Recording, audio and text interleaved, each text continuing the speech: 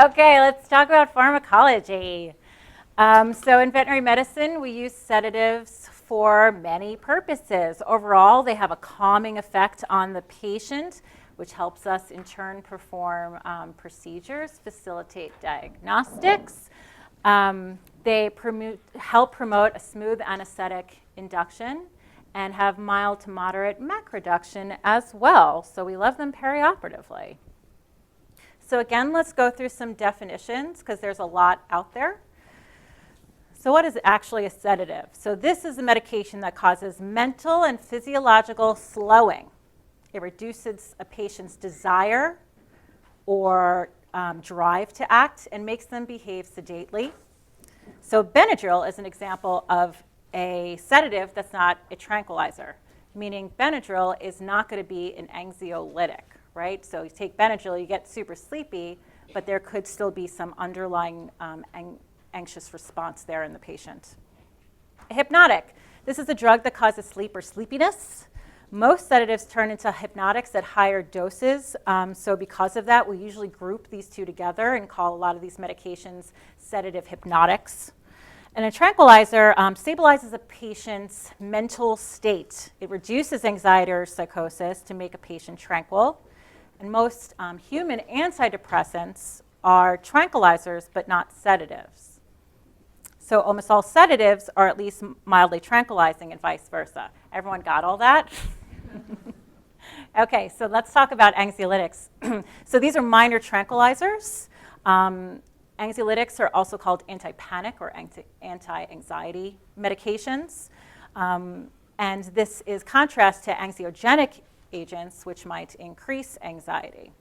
But tranquilizers are central nervous system depressant drugs. They're categorized into either minor or major tranquilizers. So we're just going to talk about minor tranquilizers in this lecture. So I feel like we can't talk about sedative pharmacology without first understanding how GABA receptors work. So these are channel receptors, and when GABA binds these channels, they change the shape to allow ions to pass through, mostly chloride ions. It's classified as an inhibitory transmitter, and the primary target for several neuroactive drugs like barbiturates and steroids, general anesthetics, alcohol, benzodiazepines. So I feel like pharmacology can get pretty complex. And whenever I'm trying to either learn more about a certain area of pharmacology or if I'm trying to teach, I really love to turn to these short videos that help explain it with animation. Welcome to 2-Minute Neuroscience, where I explain neuroscience topics in 2 minutes or less. In this installment, I will discuss benzodiazepines. Benzodiazepines are a class of drugs named for their chemical structure that are commonly used to treat anxiety disorders and sleep-related disorders. They include well-known drugs like Valium, Xanax, and Klonopin. There are dozens of drugs in the benzodiazepine class, but the mechanism by which they all exert their effects is thought to be similar. The sedating and anxiety-reducing effects of benzodiazepines are believed to be attributable to the drug's actions at receptors for the neurotransmitter gamma-aminobutyric acid, or GABA. In particular, benzodiazepines act at a subtype of GABA receptors called the GABA-A receptor. GABA-A receptors that also bind benzodiazepines are sometimes called benzodiazepine receptors. When benzodiazepines bind or attach to the GABA receptor, they bind at a location separate from where GABA itself binds, and exert an influence over GABA binding. This type of action is called an allosteric effect. In the case of benzodiazepines, it results in increased action at the GABA receptor. There is not complete consensus on exactly how benzodiazepine binding affects activity at the GABA receptor, but there is evidence to suggest that it increases the likelihood that GABA binding will activate the receptor and/or increases the effect that GABA has when it binds to the receptor. That effect is to open an ion channel and allow the passage of negatively charged chloride ions into the neuron. This influx of negatively charged ions pushes the membrane potential further from zero, or hyperpolarizes it, and makes it less likely the neuron will fire an action potential. This type of neural inhibition is the basis for the effects of benzodiazepines, for by inhibiting the activity of neurons that make up networks involved with anxiety and arousal, the drugs are able to produce calming effects. So What works on GABA? So minor tranquilizers, benzodiazepines, anticonvulsants like phenobarbital, adult beverages, volatile and injectable anesthetics. So the more medications that you administer that work on GABA, the more these are going to work synergistically, and the more profound the effects will be. Hopefully none of our animals are drunk when they come in, but think about medications like, say you have an animal who comes in who's epileptic, so he's on Keppra, and then we pre-med him with Midazolam, then we induce him with propofol. All of these medications are all triggering these GABA receptors and going to have a much more profound effect than if we gave just one of these medications. So we've got a few different classes of these drugs. Our most popular are benzos. We also have alpha-2 agonists, phenothiazine derivatives, dissociative anesthetics, which is sort of an outlier, but I really want to talk about ketamine. I feel like I can't talk about sedative pharmacology without talking about ketamine. And then we're going to talk about some adjunct oral sedatives. So the benzos. So their mechanism of action, so they work on GABA receptors in the CNS to promote depression, which in turn we see sedation, hopefully. We'll talk about that. Anxiolysis, so these are true anxiolytics, Diazepam and Midazolam. They are muscle relaxers. They're used as anticonvulsants. They have, like I said, mild to moderate MAC reduction, and they are reliably reversed with flumazenil if needed. However, benzos can be unreliable as a sedative alone. They are, however, reliable in the very young, very old, and very sick. I'm going to repeat that because it is so important, the very young, the very old, and the very sick. If you administer a benzodiazepine to a patient not in this category, you have no idea what you're going to get. Think about that fractious pit bull that comes in, all upregulated. If you give that dog Midazolam IM, you could have what's called a paradoxical excitation response, where it just makes him more upregulated, and then you are going to need a higher dose of drugs. Has anyone ever witnessed that with Midazolam? Yeah, so many yeses. Okay. So cardiovascular, we have minimal depression of heart rate, contractility, and cardiac output. That's why we like these drugs. Perioperatively, minimal depression of ventilation and oxygen delivery. Metabolism, however, they are slowly cleared. So we have to be careful with repeat or high dosing, and we have to be cautious in patients with any type of hepatic disease. So let's talk about diazepam. So this drug is poorly water soluble. So what do I mean by that? Well, its carrier is propylene glycol and ethanol, which has a very high pH, and that's what makes it sting when you inject it. It also, because of this carrier, it causes erratic absorption because of this pH. It's hyperosmotic, so it can cause hemolysis. It is, at certain doses, renal toxic. You actually have to be careful giving diazepam in patients with renal disease. It's light sensitive, so photodegradation. So this drug binds with plastic if exposed to light. Does anyone know how long you can keep diazepam in a syringe for before you have to discard it? Yes? 24 hours or less. 3 hours. 3 hours before it starts binding with the plastic.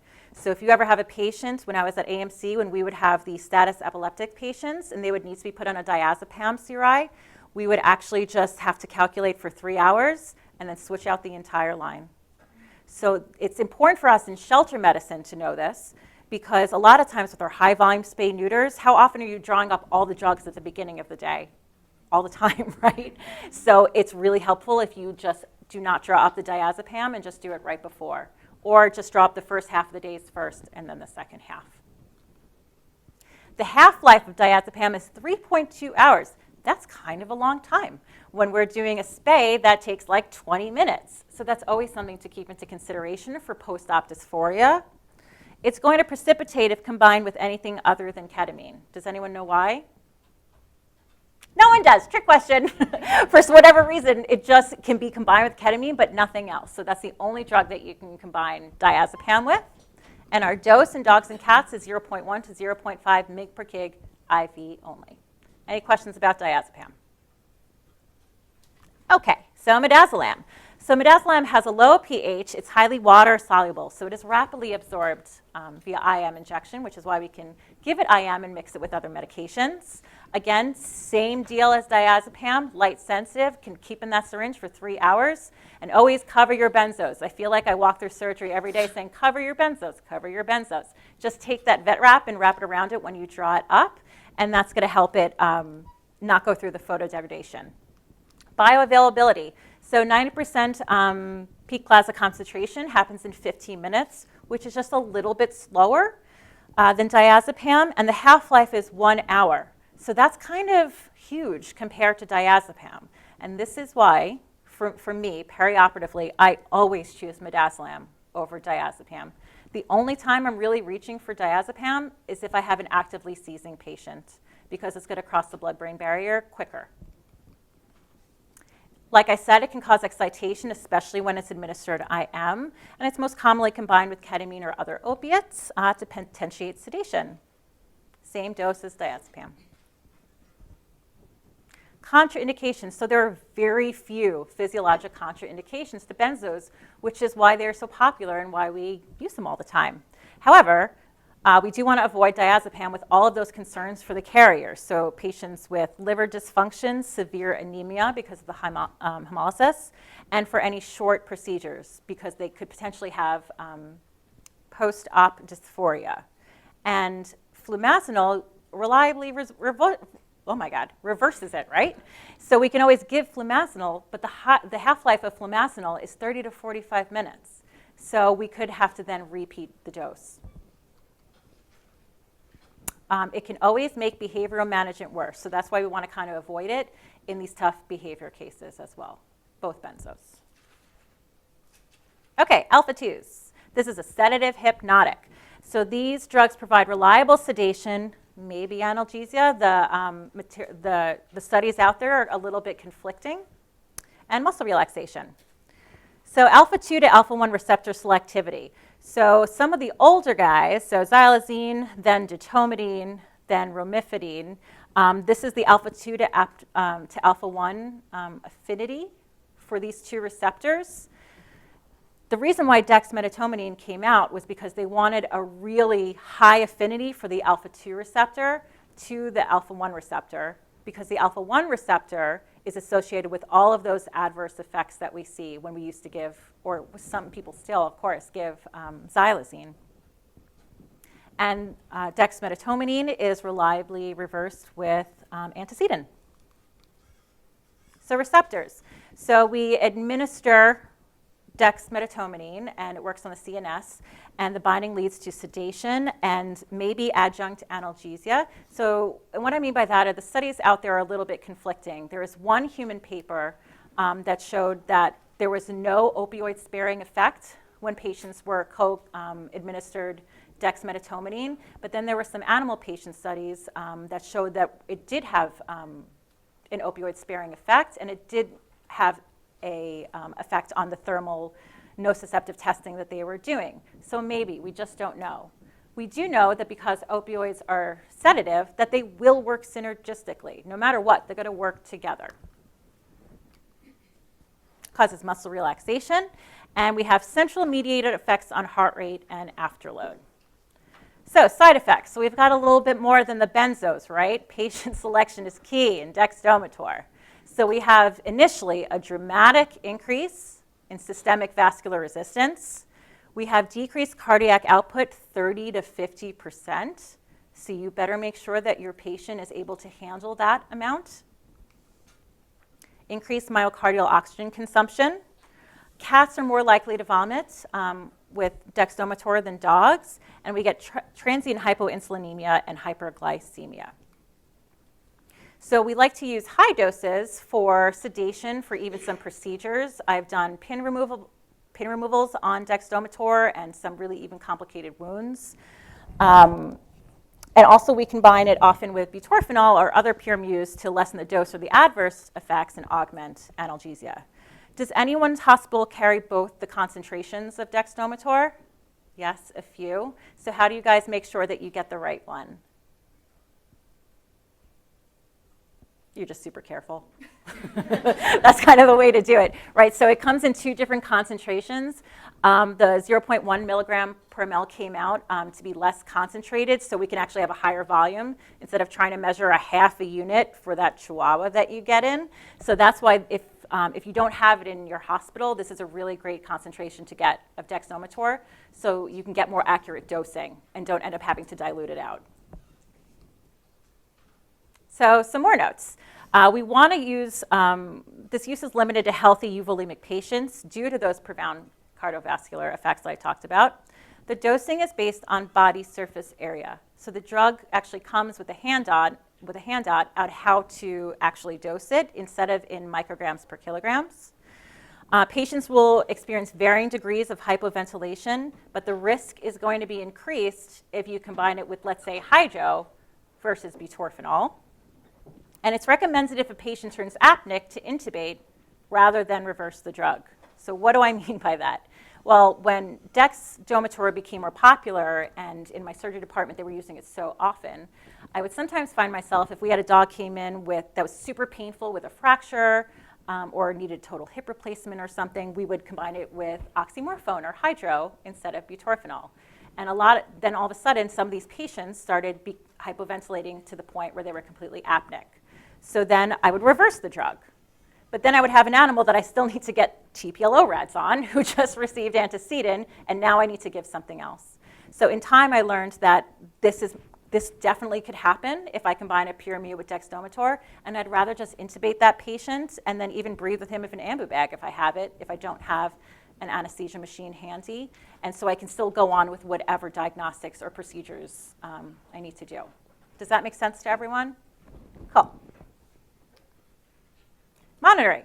So always flow by O2, that's for that increased myocardial oxygen consumption. Visually assess ventilation, right, they're not intubated, so we can hook up capnography. And if you have an ECG available, definitely put it on. If you can't, I intermittently palpate their pulse and give them a good listen. So Dexdomitor is a biphasic drug. Has anyone ever heard this? Okay. So phase 1. This is where we have this dramatic increase in systemic vascular resistance, and because of that, a reflex bradycardia. What happens if the drug has not been reversed yet, around 30 to 45 minutes later, but that's dependent on the patient and their metabolism and clearance, all of a sudden we have that really high systemic vascular resistance returns to normal. But then we have that persistent bradycardia because of decreased sympathetic outflow. So then what then? Because there was all that controversy when Dexdomitor came out that we cannot give anticholinergics, right? And there were a lot of patients actually arresting because of that when they were given atropine and given Dexdomitor at the same time. In phase 2, you 100% can give an anticholinergic, and I do all the time. So the reason for this is because we don't all of a sudden have that increased systemic vascular resistance. I'm not worried about the patient getting any malignant arrhythmias. Their systemic vascular resistance is normal at this time, and this happens a lot when we pre-med animals with Dexdomitor, and they're really out from it. And then maybe a half an hour into surgery, I have a hypotensive patient, and let's say I have a small dog with a heart rate of 60. At that point, I'm going to give glyco, and it's totally okay. Does everyone understand why physiologically? That's okay. Is that in contrast to what other people have been told? Okay, cool. So our dose, super complicated, right?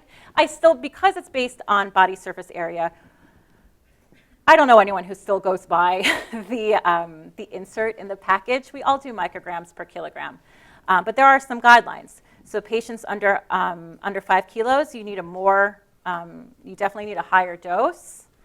Mid-range dose. And then for large patients, I can get the same level of sedation, like in a 45-kilo dog with 3 mics per kg, as I can in, let's say, a little Yorkie at 15 mics per kg. That's what body surface area dosing means. And then Dexdomitor CRIs, which are very lovely in the ICU. We want to err on the higher side of the dose of administering IM because it causes vasoconstriction, right? We want to err on the lower side of the dose if you're giving it IV or combining with a pure mu. I could talk about Dexdomitor forever, but we're going to go on to Phenothiazine Tranquilizers. So these are drugs like Acepromazine. So their mechanism of action, so they work on anti-dopaminergic action in the central nervous system, depresses the RAS, and it suppresses the sympathetic nervous system. They are also antihistamine drugs. They are antiemetic.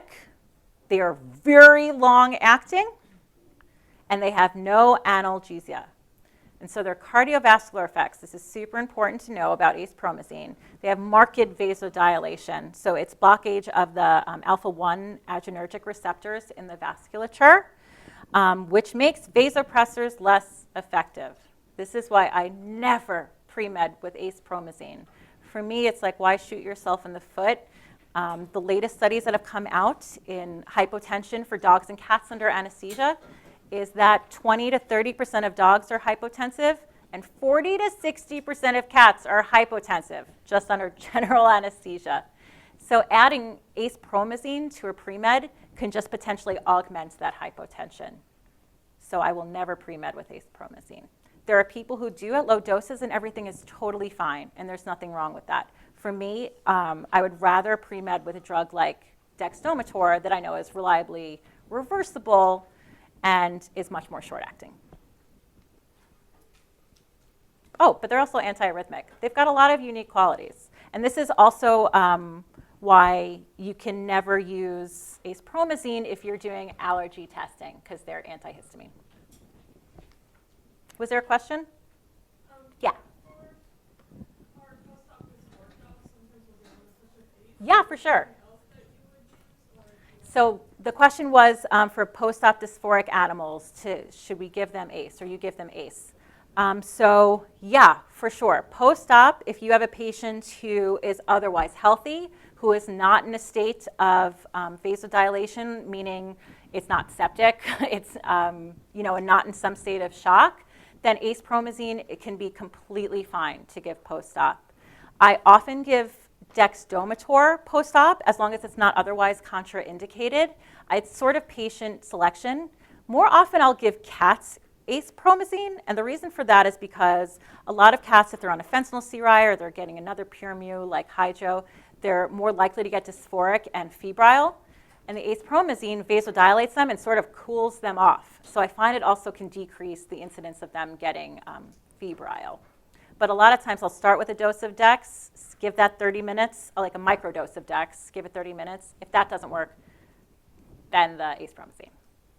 Yes? If they're dysphoric already and acepromazine is not an anxiolytic, are you using it with something else then at that point? Well, I guess, okay, so the question was if the patient is dysphoric and acepromazine is not an anxiolytic, then are you using with something else? Yeah, like I said, I'll always give Dexdomitor first.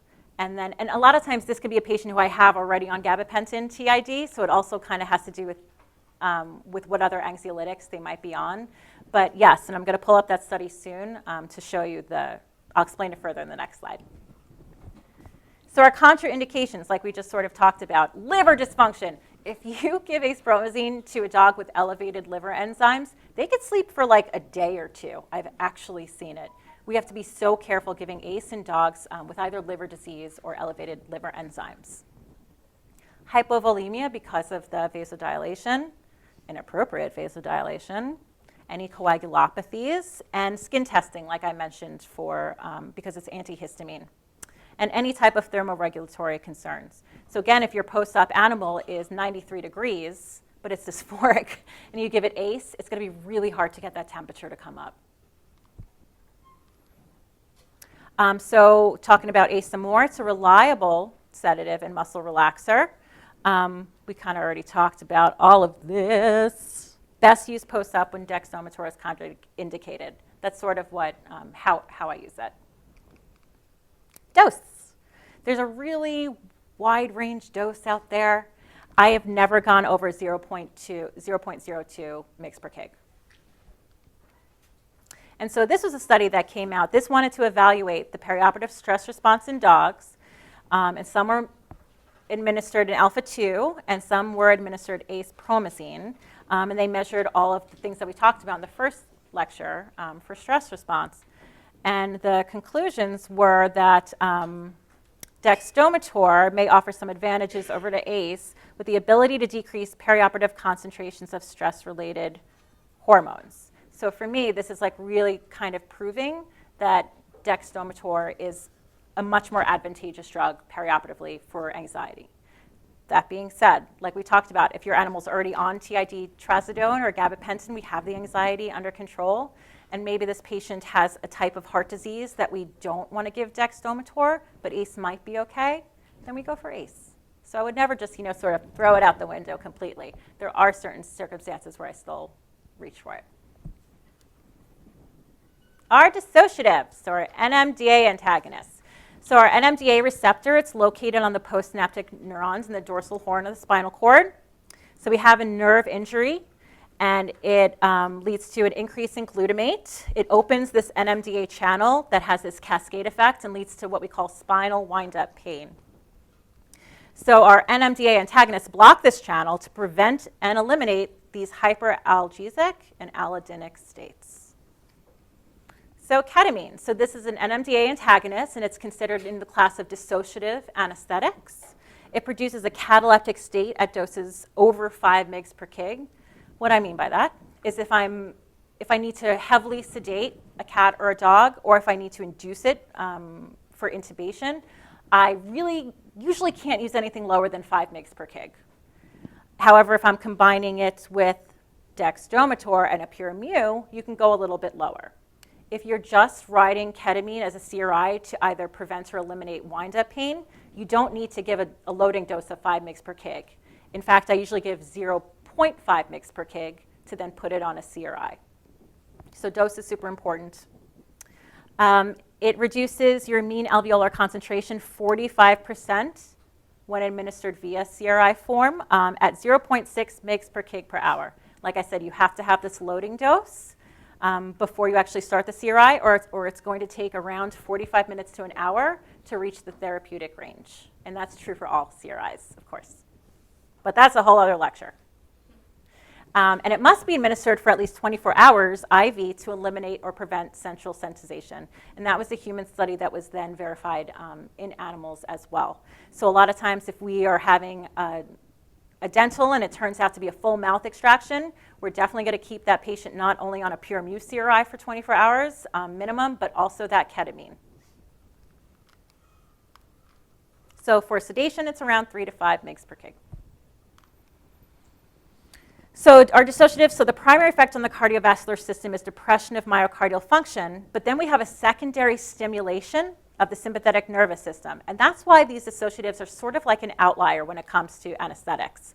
So we have minimal, if any, respiratory depression associated with dissociatives. So if we're just sedating a cat with ketamine, midazolam to get chest rads, that's sort of a really great combination, and I love that, over a combination that might make them hypoventilate. And also it causes bronchodilation, which might be beneficial for cats presenting with asthma. So it's a really good choice for if you're getting chest rads on a cat who you think might have asthma. And it's also why, if not otherwise contraindicated, I love inducing with ketamine over propofol. All animals are going to behave differently because of their pharmacodynamics, but overall, ketamine can really support heart rate and cardiac output when you do some for anesthesia. So a lot of times I'll see more on the normal side of blood pressure when I do some rather than giving propofol, atomitate, or alfaxalone. Again, that's still a whole other lecture. All right, so our cardiovascular effects. So we have increased sympathetic tone, increases in heart rate, blood pressure, and cardiac output. However, it can lead to tachyarrhythmias, so patient selection is key. We can't just give it willy-nilly. Respiratory effects, we have something called apneistic breathing. These are rapid breaths followed by an inspiratory pause, and that's normal for ketamine. That's okay. And in our central nervous system, we have increased cerebral oxygen demand, and it does actually increase ICP in animals. So we have to make sure that our patient can handle that if we're administering ketamine. So we need to be cautioned in cats with depleted catecholamine stores, like severe trauma, any type of shock. I'm going to be very careful with ketamine. If it's severe trauma and shock and it has polytrauma case, I'll sort of take that on a case-by-case basis, like what's going to outweigh the risks. Like, should I load ketamine? And if I do, I'll do a very low loading dose and a very low dose CRI and watch that patient. It is contraindicated for glaucoma patients because of the increase in IOP. Cats with HCM cannot receive ketamine. They super cannot receive ketamine. You can roll the dice, but in my years, this is where I've seen a lot of adverse effects happen, is cats with suspect or diagnosed HCM receiving ketamine. Severe tachycardia, patients who are hyperthyroid or thyroid storming, and patients with very severe renal disease. So our considerations. So ventilation, if we see that apneistic breathing, we know that's okay. Increased heart rate should be normal, but depending on the dose and the patient, it could depress their system enough that it can actually just make their heart rate stay the same or potentially be even a little lower. Like I said, increase or decrease cardiac output because of that. We want to lube their eyes as often as possible. And recovery, so they can be, like we said, it's a dissociative anesthetic, so they can potentially have a rough recovery. It's not necessarily as smooth as sedating something with Dexdomitor and only partially reversing it, so some of it is still on board. When that ketamine wears off, if you combined it with a very low dose of Midazolam and it's already out of its system, it can start having those signs of myoclonus or just anxiety and dysphoria. So you want to be careful with these animals when they're recovering from ketamine. Trazodone. So our indications are anxiety, so separation, noise, phobia, veterinary visits, basically everything we talked about in that first lecture. If they are confined and freaking out because of that, and as an adjunct to some other behavioral meds. So trazodone is an atypical antidepressant used to treat anxiety by acting as a serotonin antagonist and reuptake inhibitor. And we do have some adverse effects. I don't see a ton of these at the doses that we normally administer, but they are out there. So if they are super heavily sedated, like if you're hitting a very anxious dog with a dose of like 20 mg per kg, they can definitely get ataxic. So warn the owners about that too.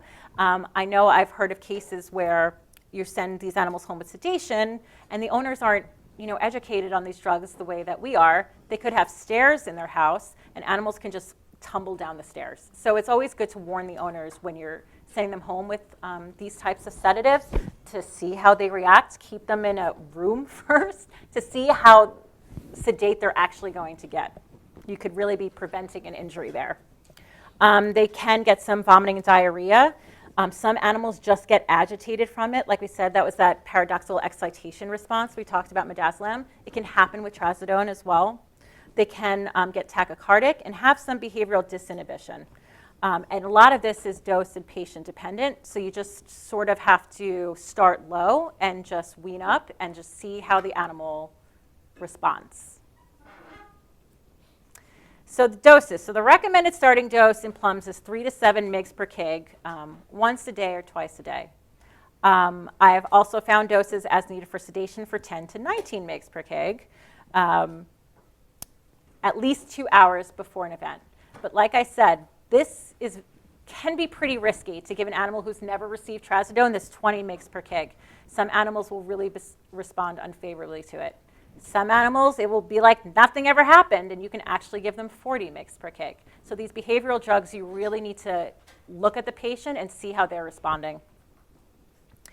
It should be given on an empty stomach for complete absorption. They should be tapered off, right? You shouldn't, if an animal is on trazodone for a long period of time, it's like a person stopping an antidepressant immediately. They're going to have physiological effects and withdrawal symptoms. Same with gabapentin.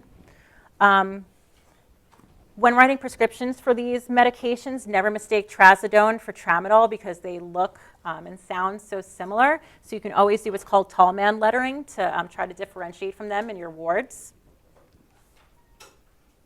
So gabapentin. So this is a human anticonvulsant drug. That's what it was first intended for. But it also possesses analgesic and anxiolytic qualities, which is namely why we use it in veterinary medicine. Its mechanism of action, it's increasing central inhibition or reduced synthesis of glutamate, which decreases that calcium influx like we talked about in the video for GABA receptors. And it also inhibits the excitatory neurotransmitters. So all of this leads to sedation. And it's also advocated for various neuropathic pain considerations, namely amputations for phantom limb syndrome in both humans and veterinary patients.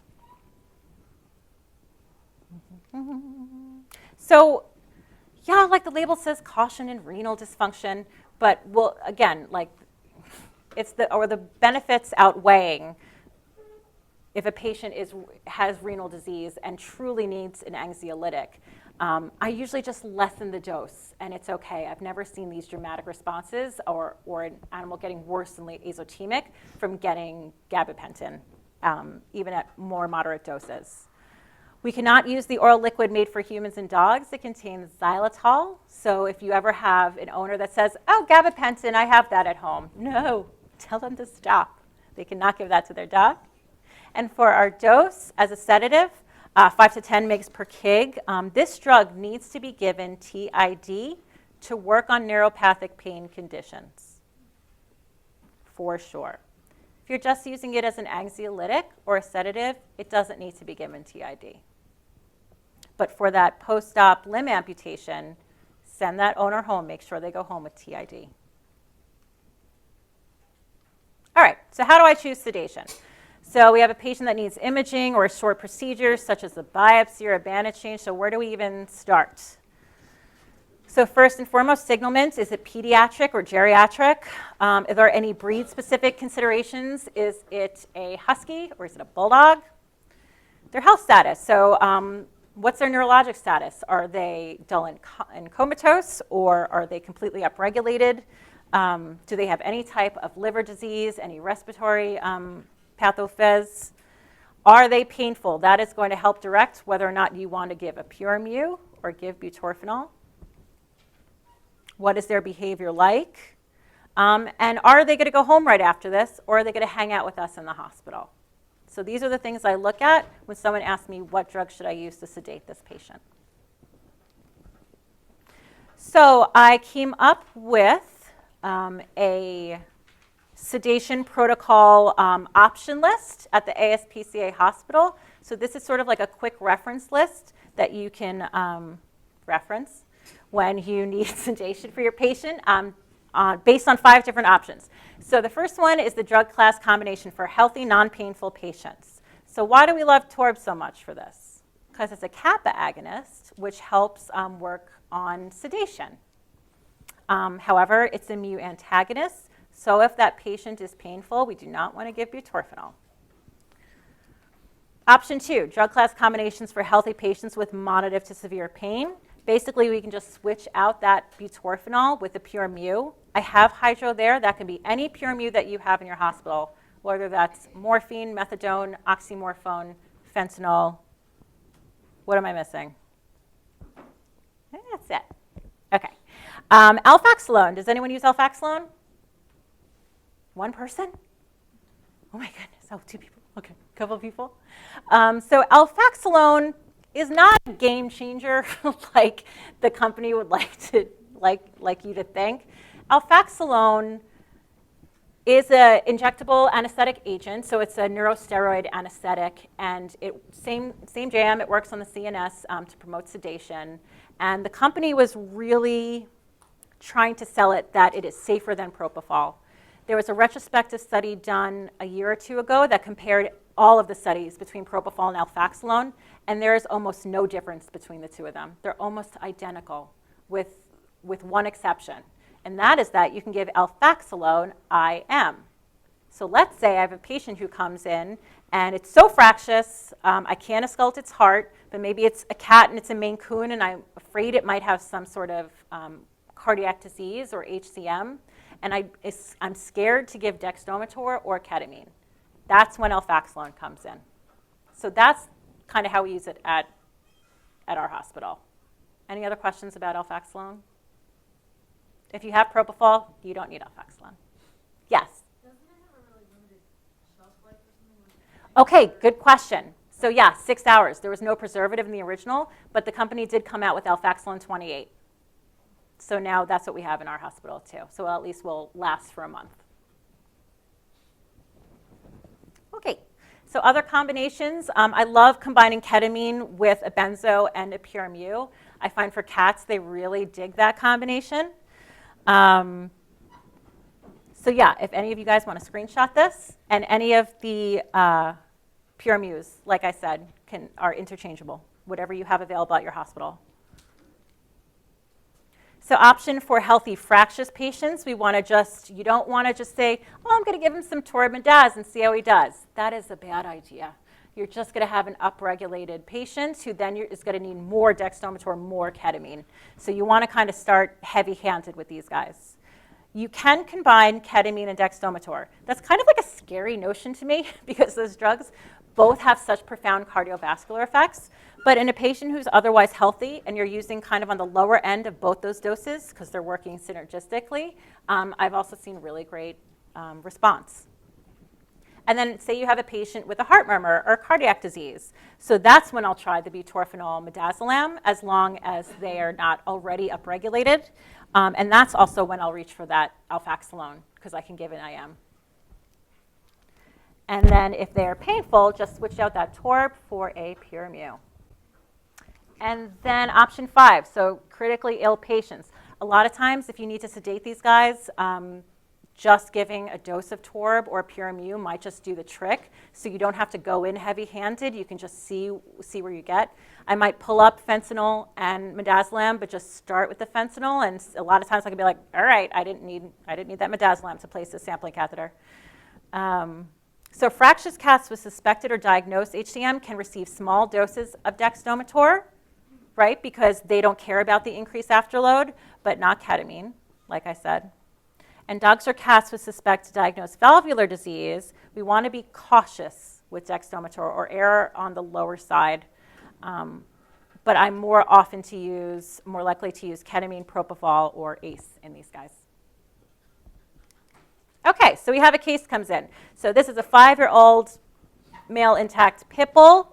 He's 32 kilos. He's limping on his right hind, but he's painful on his knee manipulation. Otherwise, he is bright, alert, responsive, and we need outpatient radiographs, so sedation. So what am I going to use for this guy? Well, because he came in painful and acutely limping, I'm going to use a pure mu. Because he's outpatient and we can reverse it, I'm going to go with Dexdomitor. Pretty simple. I want to monitor his heart rate, his ventilation, and palpate his pulses. This dog is going to be put on flow by O2, and I'm going to have my endotracheal tubes available if I need to intubate him, because I am using a pure mu with the Dexdomitor. I'm going to reverse him with antecedent IM because he's got to go home, and that hydro is going to hang out and probably make him a little dopey. And this dog was a CCL tear, so we sent him home with gabapentin, Rimadyl, and we scheduled surgery while instructing the owner to give that gabapentin the morning of surgery. Makes sense, everyone? Okay. Now we have a 2-year-old female spayed domestic short hair. We have unknown trauma, but we are able to auscultate the heart and lungs, and they were normal. The cat is very fractious, and it's painful. And we also were able to get blood work, and it's all normal, but we need pelvic radiographs. So what do we want to use for sedation? So we're going to do a combination of ketamine, methadone, and Domitor.